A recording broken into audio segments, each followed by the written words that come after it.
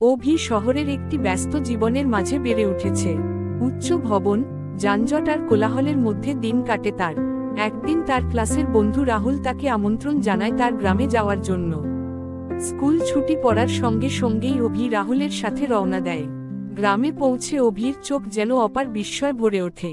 চারপাশে সবুজ ধানক্ষেত, পাখির ডাক আর ঠান্ডা বাতাস তাকে মুগ্ধ করে।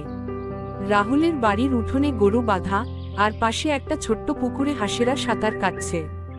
রাহুল অভিকে নিয়ে যায় মাঠে।